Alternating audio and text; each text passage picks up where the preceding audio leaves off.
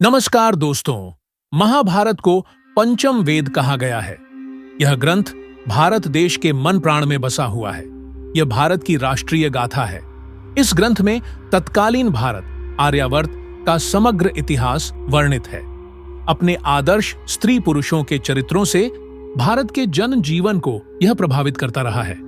इसमें सैकड़ों पात्रों, स्थानों, घटनाओं तथा विचित्रताओं व विडंबनाओं का वर्णन है। महाभारत में कई घटना, संबंध और ज्ञान विज्ञान के रहस्य छिपे हुए हैं। महाभारत का हर पात्र जीवंत है, चाहे वह कौरव, पांडव, कर्ण और कृष्ण हो या धृष्टद्युम्न, शल्य, शिखंडी और कृपाचार्य हो। महाभारत सिर्फ योद्धाओं की गाथाओं तक सीमित नहीं है। महाभारत से जुड़े शाप, वचन और आशीर्वाद में भी रहस्य छिपे हैं। दोस्तों, आप लोगों से रिक्वेस्ट है कि चैनल पर नए हैं तो चैनल सब्सक्राइब कर लीजिए। महाभारत की बहुत सी कहानी आप लोगों को इस चैनल पर सुनने को मिलेगा, जो कि आज के युग में आपके जीवन में बहुत काम आने वाला है। महाभारत की ऐसी ऐसी कहानी है जो हमारे जीवन को सरल बनाएगी। महाभारत की कहानी युद्ध के बाद समाप्त नहीं होती है। असल में महाभारत की कहानी तो युद्ध के बाद शुरू होती है, जो आज भी जारी है। जानकार जानते हैं कि वर्तमान युग महाभारत की ही देन है। खैर, हम आपको बताएंगे महाभारत के पात्रों की ऐसी विचित्र कहानी जिनके बारे में आप शायद ही जानते होंगे। तो प्लीज प्लीज चैनल जरूर सब्सक्राइब करिए मित्रों। नंबर 1, पांडु की कथा। महाभारत के आदि पर्व के अनुसार एक दिन राजा पांडु आखेट के लिए निकलते हैं। जंगल में दूर से देखने पर उनको एक हिरण दिखाई देता है। वे उसे एक तीर से मार देते हैं। वह हिरण एक अश्व निकलते हैं तो अपनी पत्नी के साथ मैथुनरत थे। वे अश्व मरते वक्त पांडु को शाप देते हैं कि तुम भी मेरी तरह मरोगे जब तुम मैथुनरत रहोगे।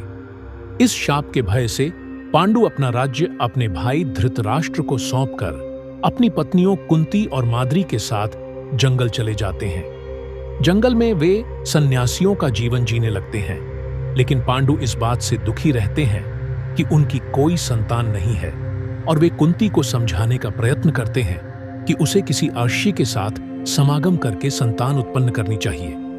कुंती पर पुरुष के साथ नहीं सोना चाहती, तो पांडु उसे यह कथा सुनाते हैं। प्राचीन काल में स्त्रियां स्वतंत्र थीं और वे जिसके साथ चाहें उसके साथ समागम कर सकती थीं, जैसे पशु पक्षी करते हैं। केवल ऋतुकाल में पत्नी केवल पति के साथ समागम कर सकती है, अन्यथा वह स्वतंत्र है। यही धर्म था जो नारियों का पक्ष करता था और सभी इसका पालन करते थे। एक उद्दालक नाम के प्रसिद्ध मुनि थे, जिनका श्वेतकेतु नाम का एक पुत्र था। एक बार जब श्वेतकेतु अपने माता पिता के साथ बैठे थे, एक ब्राह्मण आया और श्वेतकेतु की मां का हाथ पकड़कर बोला, आओ चलें।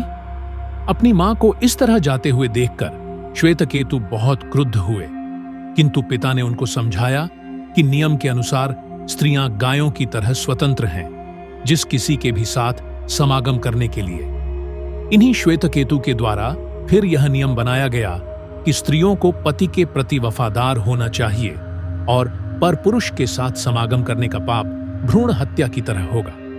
पांडु और भी कथाएं सुनाते हैं और कुंती को विश्वास दिला देते हैं कि परपुरुष के साथ संतान पैदा करने से उन्हें पाप नहीं लगेगा। नंबर 2, एक रहस्यमयी व्यक्ति, शिखंडी। शिखंडी का नाम सभी ने सुना होगा।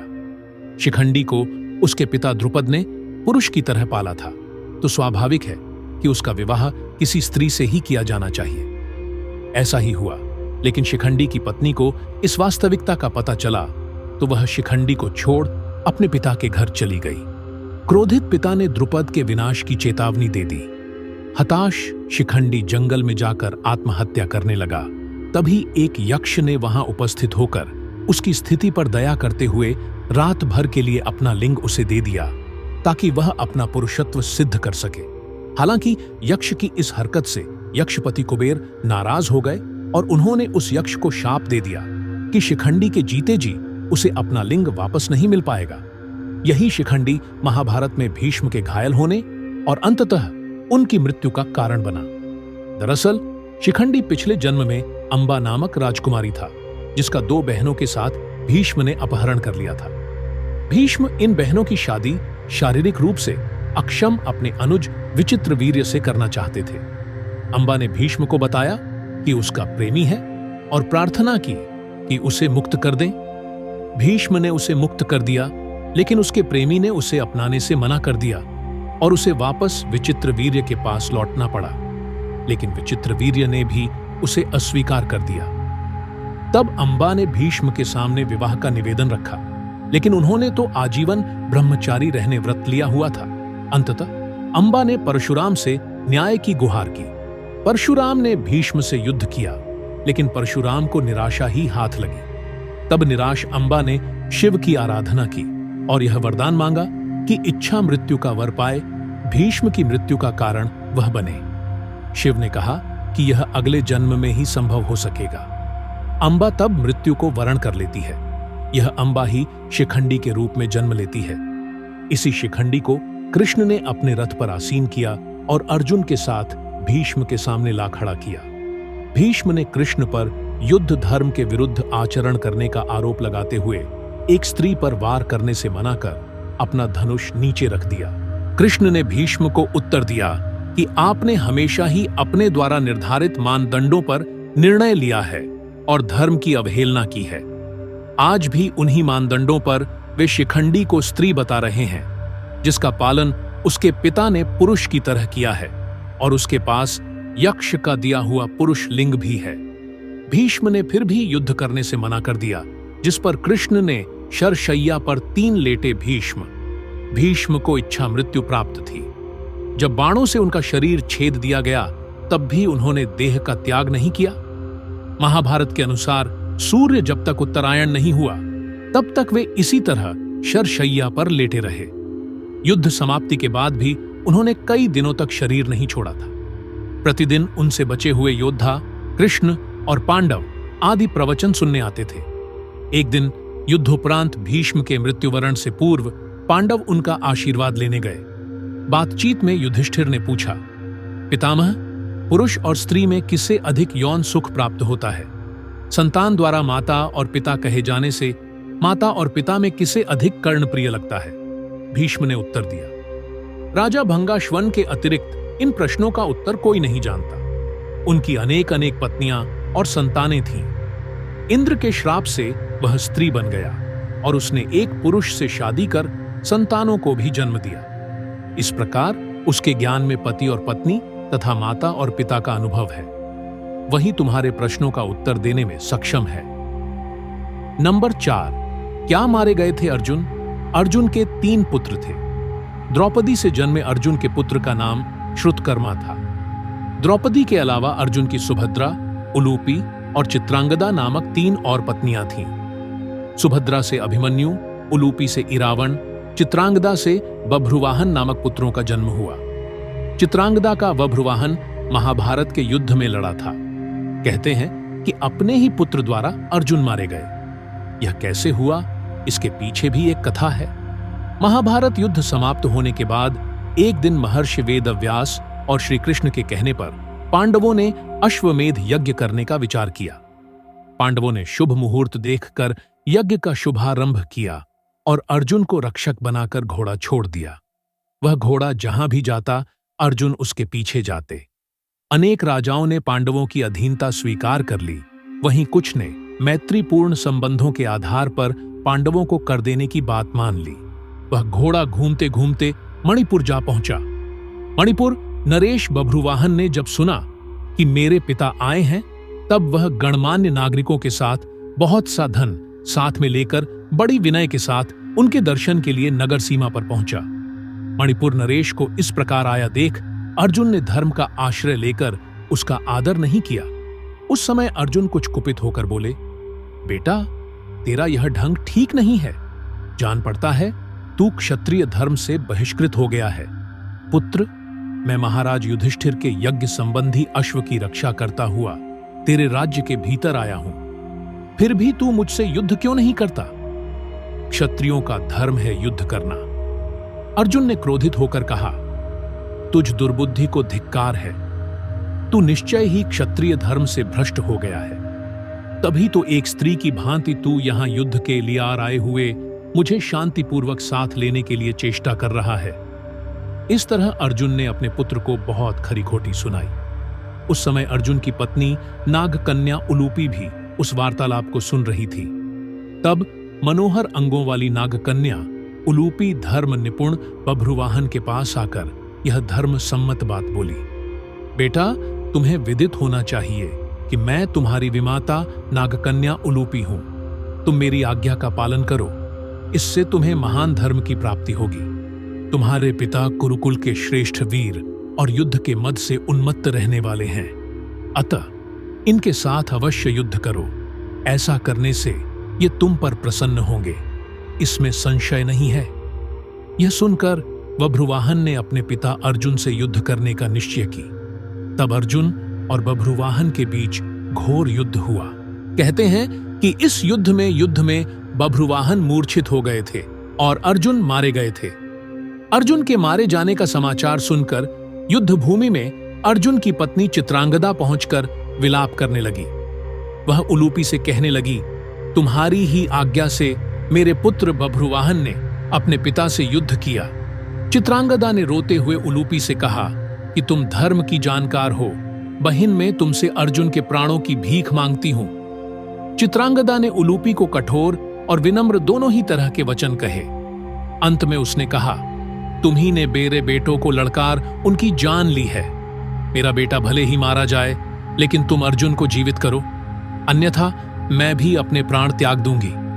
तभी मूर्छित बभ्रुवाहन को होश आ गया और उसने देखा कि उसकी मां अर्जुन के पास बैठकर विलाप कर रही है और विमाता उलूपी भी पास ही खड़ी है।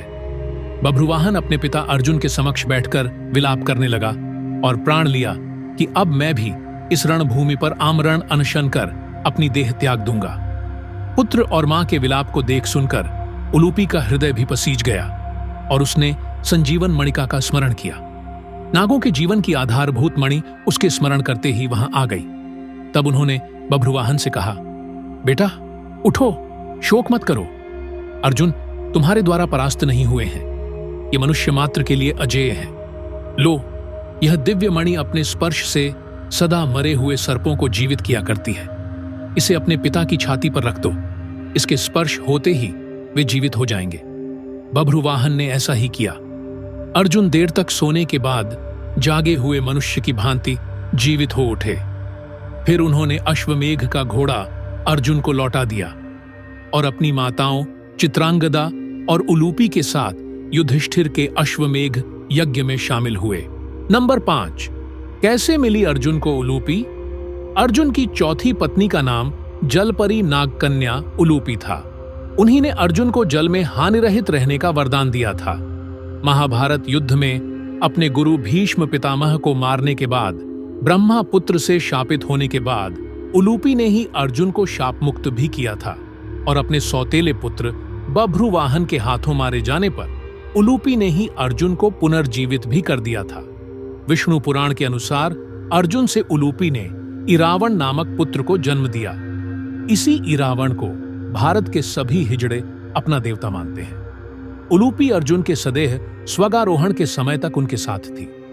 माना जाता है कि द्रौपदी, जो 5 पांडवों की पत्नी थी, 1 साल के समय अंतराल के लिए हर पांडव के साथ रहती थी। उस समय किसी दूसरे पांडव को द्रौपदी के आवास में घुसने की अनुमति नहीं थी। इस नियम को तोड़ने वाले को 1 साल तक देश से बाहर रहने का दंड था। अर्जुन और द्रौपदी की 1 वर्ष की अवधि अभी अभी समाप्त हुई थी और द्रौपदी युधिष्ठिर के साथ का 1 वर्ष का समय शुरू हुआ था।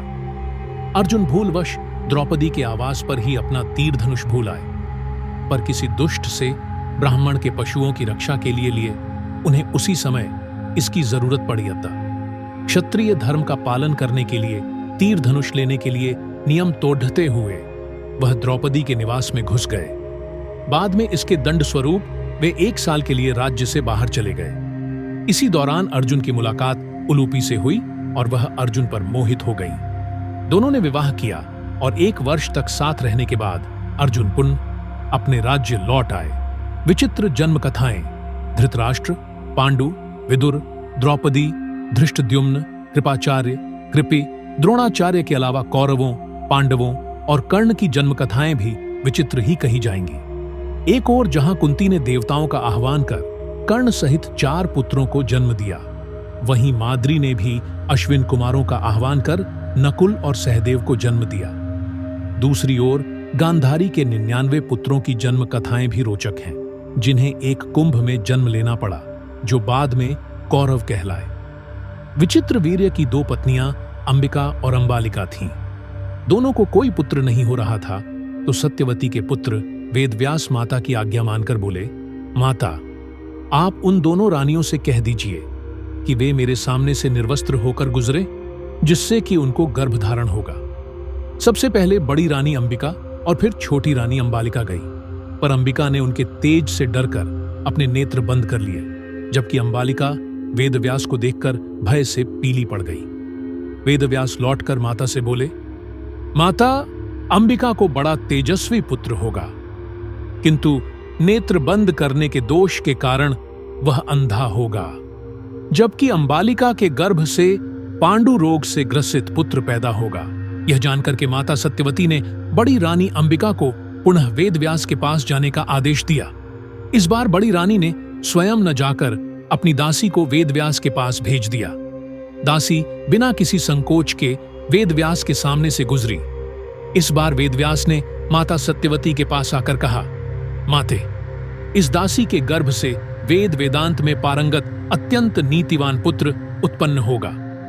इतना कहकर वेदव्यास तपस्या करने चले गए। अब आप सोचिए, इन्हीं 2 पुत्रों में से एक धृतराष्ट्र के यहां जब कोई पुत्र नहीं हुआ, तो वेदव्यास की कृपा से ही 9 पुत्र और एक पुत्री का जन्म हुआ। महाभारत के युद्ध में अश्वत्थामा ने ब्रह्मास्त्र छोड़ दिया था, जिसके चलते लाखों लोग मारे गए थे। अश्वत्थामा के इस कृत्य से कृष्ण क्रोधित हो गए थे और उन्होंने अश्वत्थामा को शाप दिया था कि तू इतने वधों का पाप ढोता हुआ 3000 वर्ष तक निर्जन स्थानों में भटकेगा। तेरे शरीर से सदैव रक्त की दुर्गंध निस्सृत होती रहेगी। तू अनेक रोगों से पीड़ित रहेगा। व्यास ने श्री कृष्ण के वचनों का अनुमोदन किया। कहते हैं कि अश्वत्थामा इस शाप के बाद रेगिस्तानी इलाके में चला गया था और वहां रहने लगा था। कुछ लोग मानते हैं कि वह अरब चला गया था। उत्तर प्रदेश में प्रचलित मान्यता अनुसार अरब में उसने कृष्ण और पांडवों के धर्म को नष्ट करने की प्रतिज्ञा ली थी। हालांकि भारत में लोग दावा करते हैं कि अमुक जगहों पर अश्वत्थामा आता रहता है, लेकिन अब तक इसकी सच्चाई की पुष्टि नहीं हुई है। यदि हम यह माने कि उनको मात्र 3000 वर्षों तक जिंदा रहने का ही शाप था, तो फिर वे अब तक मर चुके होंगे, क्योंकि महाभारत युद्ध को हुए 3000 वर्ष कभी के हो चुके हैं। लेकिन यदि उनको कलिकाल के अंत तक भटकने का शाप दिया गया था, तो गंगा और शांतनु क्या उम्र रही होगी दोनों के बीच? महाभारत आदि पर्व में उल्लेख है कि वैशंपायन जी जन्मेजय को कथाक्रम में बताते हैं कि इक्ष्वाकु वंश में महाभिष नामक राजा थे। उन्होंने अश्वमेध और राजसूय यज्ञ करके स्वर्ग प्राप्त किया। एक दिन सभी देवता आदि ब्रह्मा जी की सेवा में उपस्थित हुए। वायु ने श्री गंगा जी के वस्त्र को उनके शरीर से खिसका दिया। तब सबों ने आंखें नीची कर लीं, किंतु महाभिष उन्हें देखते रहे। तब ब्रह्मा जी ने उनसे कहा कि तुम मृत्युलोक जाओ। जिस गंगा को तुम देखते रहे हो, वह तुम्हारा अप्रिय करेगी। इस प्रकार उनका जन्म प्रतीक के पुत्र शांतनु के रूप में हुआ। प्रतापी राजा प्रतीप के बाद उनके पुत्र शांतनु हस्तिनापुर के राजा हुए। पुत्र की कामना से शांतनु के पिता महाराजा प्रतीप गंगा के किनारे तपस्या कर रहे थे। उनके तप, रूप और सौंदर्य पर मोहित होकर गंगा उनकी दाहिनी जंघा पर आकर बैठ गईं और कहने लगी, राजन, मैं आपसे विवाह करना चाहती हूं। मैं जहनु आर्षि की पुत्री गंगा हूं। इस पर राजा प्रतीप ने कहा, गंगे, तुम मेरी दाहिनी जंघा पर बैठी हो, जबकि पत्नी को तो वामांगी होना चाहिए। दाहिनी जंघा तो पुत्र का प्रतीक है, अतः मैं तुम्हें अपने पुत्र वधू के रूप में स्वीकार कर सकता हूं। यह सुनकर गंगा वहां से चली गईं। जब महाराज प्रतीप को पुत्र की प्राप्ति हुई, तो उन्होंने उसका नाम शांतनु रखा और इसी शांतनु से गंगा का विवाह हुआ। गंगा से उन्हें 8 पुत्र मिले, जिसमें से 7 को गंगा नदी में बहा दिया गया और 8वें पुत्र को पाला पोसा। उनके 8वें पुत्र का नाम देवव्रत था। यह देवव्रत ही आगे चलकर भीष्म कहलाया। महान योद्धा बर्बरीक और घटोत्कच। बर्बरीक महान पांडव भीम के पुत्र घटोत्कच और नागकन्या अहिलवती के पुत्र थे। कहीं कहीं पर मुरदैत्य की पुत्री कामकंटकटा के उदर से भी इनके जन्म होने की बात कही गई है। बर्बरीक और घटोत्कच के बारे में कहा जाता है कि ये दोनों ही विशालकाय मानव थे। घटोत्कच ने कौरवों की सेना में कोहराम मचा दिया था। आखिरकार कर्ण ने उस अस्त्र का उपयोग किया जिसे वे अर्जुन पर चलाना चाहते थे और घटोत्कच मारा गया। महाभारत का युद्ध जब तय हो गया तो बर्बरीक ने भी युद्ध में सम्मिलित होने की इच्छा व्यक्त की और मां को हारे हुए पक्ष का साथ देने का वचन दिया। बर्बरीक अपने नीले रंग के घोड़े पर सवार होकर 3 बाण और धनुष के साथ कुरुक्षेत्र की रणभूमि की ओर अग्रसर हुए। बर्बरीक के लिए 3 बाण ही काफी थे, जिसके बल पर वे कौरव और पांडवों की पूरी सेना को समाप्त कर सकते थे। यह जानकर भगवान कृष्ण ने ब्राह्मण के वेश में उनके सामने उपस्थित होकर उनसे दान में छल पूर्वक उनका शीश मांग लिया। बर्बरीक ने कृष्ण से प्रार्थना की कि वे अंत तक युद्ध देखना चाहते हैं। तब कृष्ण ने उनकी यह बात स्वीकार कर ली। फाल्गुन मास की द्वादशी को उन्होंने अपने शीश का दान दिया।